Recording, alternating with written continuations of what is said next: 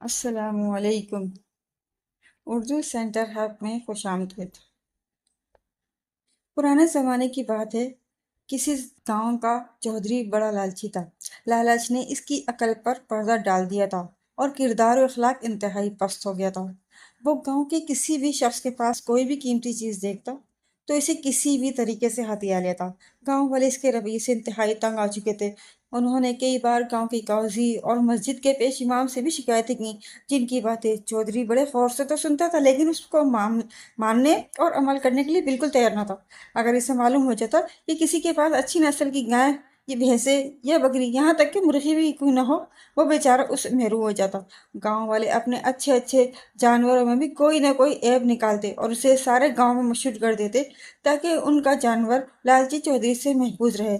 لیکن ان سب باتوں کے باوجود گاؤں والے ایک دوسرے سے حسد کی وجہ سے گاؤں کے چودھری کو مخبری کر دیتے اور وہ دھونس دھمکی کے ذریعے معمولی رقم کے عوض یا پھر مفت جو کچھ بھی پسند آتا اسے ہتھیا لیتا۔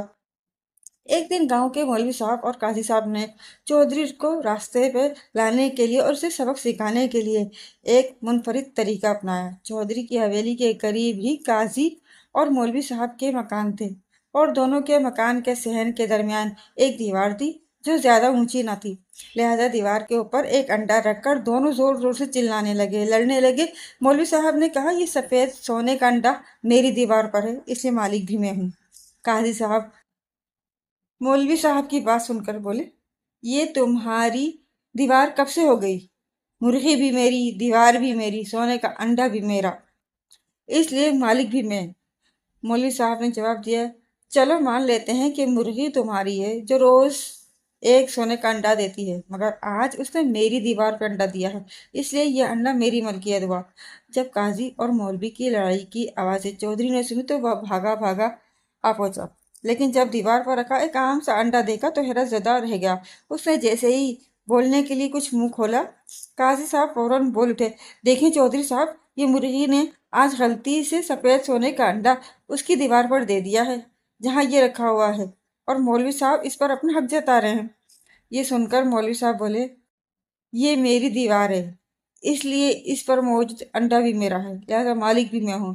جب چودھری نے ان کی باتیں سنی تو اس کا لالچی پن جاگ اٹھا اور بولا، سنو، میں تمہاری بہت عزت کرتا ہوں اور گاؤں کا چودھری بھی ہوں، یہ مکان میں نے ہی تم کو بنا کر دیا تھا، اس لیے مرغی بھی میری ہے اور انڈے کا مالک بھی میں ہوں، لیکن پھر بھی انڈے اور مرغی کے بدلے تم کو مال و دولت دیتا ہوں۔ اس نے دونوں کو اپنی لالچی آنکھوں سے گھورتے ہوئے کہا۔ مولوی صاحب میری آواز میں بولے، آپ سونے کے انڈے کے بدلے کتنی رقم دیں گے؟ چودھری نے گرجدار آواز میں کہا، بے فکر رہو، تم کو 10,000 روپے مل جائیں گے۔ یہ سن کر مولوی صاحب بولے، جناب انصاف کی بات کریں، یہ 7 تولے سے کم کا انڈا نہیں، کم از کم اس کی قیمت 7 لاکھ تو ہوگی۔ چودھری بولا، مولوی صاحب آپ کا روپیے پیسے سے کیا کام، آپ اللہ اللہ کیجئے، خیر میں پھر بھی آپ کو 3 لاکھ دیتا ہوں۔ مولوی صاحب بولے، جیسی آپ کی مرضی، لیکن پیسے مجھے ابھی چاہیے۔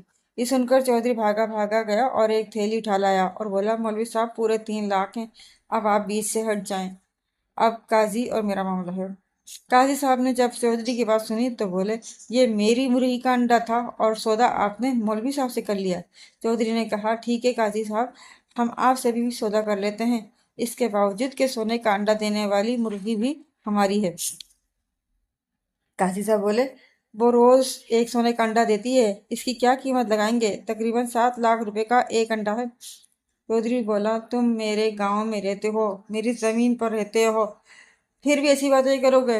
قاضی صاحب نے کہا، یہ مکان میرے باپ دادا کی ملکیت ہے، اس کی زمین میری ہے، میں اس کو چھوڑ کر چلا جاؤں گا، لیکن یہ مرغی کسی کو نہیں دوں گا۔ ذرا حساب لگائیے، ایک ماہ میں کتنے لاکھ ہوتے ہیں اور ایک سال میں کتنی رقم بنی؟ چودھری بولا، تم میری اجازت کے بغیر گاؤں سے گئے تو جان سے مار دوں گا۔ قاضی نے کہا، میں اس سے پہلے ہی مرغی کو مار دیتا ہوں۔ قاضی کی بات سن کر چودھری بولا، ٹھہرو، ایسا مت کرو، میں تم سے سودا کرتا ہوں۔ قاضی صاحب نے کہا، تم نے ساری رقم تو مولوی صاحب کو دے دی، جبکہ مرغی تو میرے انڈے کی ہے اور انڈے سے لاکھ گنا زیادہ قیمتی ہے۔ یہ سن کر چودھری نے کہا، تم یہیں ٹھہرو، میں ابھی اپنی زمینوں اور حویلی کے کاغذات لاتا ہوں۔ تھوڑی ہی دیر بعد چودھری چند آدمیوں کے ساتھ کاغذات لے کر آ گیا اور ساتھ ہی مرغی قاضی صاحب کی بغل میں مرغی دبا کر اس کو گردن کے پکڑے کھڑے تھے۔ چودھری نے غصے سے دیکھتے ہوئے کہا، قاضی صاحب، مرغی کی گردن سے ہاتھ ہٹاؤ۔ تھوڑی دیر بعد چند آدمیوں کے ساتھ کاغذات لے کر چودھری آ گیا اور ساتھ ہی قاضی صاحب بھی مرغی بغل میں دبا کر اس کی گردن پکڑے کھڑے تھے۔ چودھری نے غصے سے دیکھتے ہوئے کہا، قاضی صاحب، مرغی کی گردن پر سے ہاتھ ہٹاؤ۔ قاضی صاحب بولے، تم اپنے ساتھ آدمی مجھے مارنے کے لیے لائے ہو؟ اس سے پہلے کہ تم مجھے مارو، میں مرغی کو مار دیتا ہوں۔ چودھری نے کاغذات دیتے ہوئے کہا، تم غلط سمجھ رہے ہو، یہ میرے اور تمہارے درمیان ہونے والے معاہدے پر بطور گواہ دستخط کریں گے، کیا پتہ تم بعد میں مکر جاؤ۔ اس طرح چودھری اور قاضی صاحب کے درمیان معاہدہ طے ہو گیا، جس پر گاؤں والوں اور مولوی صاحب نے بھی دستخط کیے۔ چودھری سفید انڈا دینے والی مرغی حاصل کر کے بہت خوش تھا اور وہ انڈا لے کر فوراً شہر کی طرف روانہ ہو گیا۔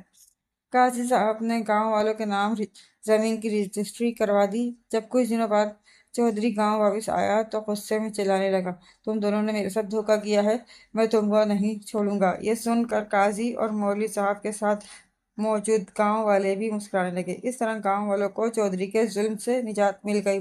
ایک زمانہ بیت گیا، لیکن اس کے باوجود آج بھی گاؤں میں سفید سونے کا انڈا دینے والی مرغی کی کہانی بڑے ذوق اور شوق سے سنی جاتی ہے۔